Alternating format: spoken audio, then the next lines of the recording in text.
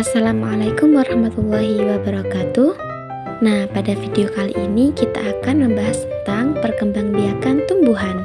Sebelumnya, perkenalkan saya Fitria Qoriatul Habibah dengan NIM 212101040020. Nah, pada video kali ini kita akan belajar tentang ilmu pengetahuan alam, yakni pada topik C. Adapun topik C akan membahas tentang bagian bunga dan fungsinya.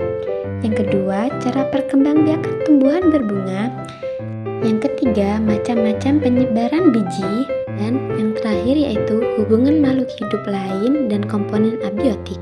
Yang selanjutnya kita akan membahas tentang bagian-bagian bunga. Yang pertama ada mahkota.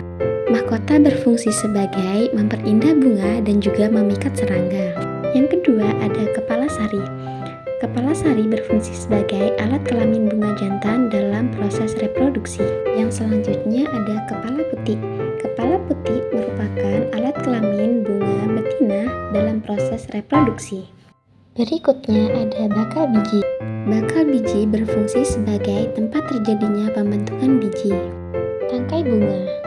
Tangkai bunga berfungsi sebagai penopang bunga dan penghubung antara batang ranting dan juga bunga. Dasar bunga. Dasar bunga berfungsi sebagai bertumpunya mahkota dan juga bagian lainnya. Kelopak bunga. Kelopak bunga berfungsi sebagai pelindung dan juga penutup bunga bagi yang masih kuncup. Topik kedua ada perkembangbiakan tumbuhan. Perkembangbiakan tumbuhan terbagi menjadi dua cara, yaitu perkembangbiakan generatif dan perkembangbiakan vegetatif. Perkembangbiakan generatif merupakan perkembangbiakan melalui proses perkawinan yang melibatkan antara sel kelamin jantan dan sel kelamin betina. Sedangkan perkembangbiakan vegetatif adalah perkembangbiakan tanpa adanya pertemuan sel kelamin jantan dan sel kelamin betina. Berikut contoh perkembangbiakan vegetatif. Yang pertama ada tunas. Pada tumbuhan seperti pisang, bambu, batang yang ada dalam tanah dapat berkembang biak membentuk tunas. Tunas akan tumbuh dekat dengan induknya dan tumbuh menjadi tanaman yang baru. Yang kedua ada spora. Tanaman paku menggunakan spora untuk berkembang biak. Letak spora ada di dalam bawah tumbuhan. Spora yang jatuh di tempat yang cocok akan tumbuh menjadi tanaman yang baru. Yang ketiga ada umbi. Bagian ini sebenarnya adalah cadangan makanan yang disimpan dalam batang atau akar. Jika umbi ini ditanam, maka dapat keluar tunas baru.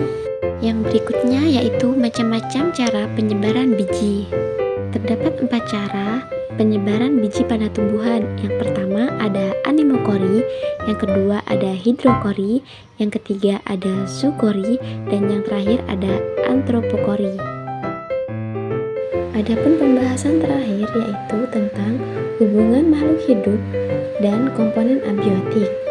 Setiap komponen di lingkungan terdapat hubungan saling ketergantungan. Kehidupan komponen biotik dipengaruhi oleh komponen abiotik lainnya. Contohnya, tumbuhan hijau dalam proses fotosintesis menghasilkan oksigen, sehingga kadar oksigen meningkat dan suhu lingkungan akan menjadi sejuk. Terima kasih untuk yang sudah menonton.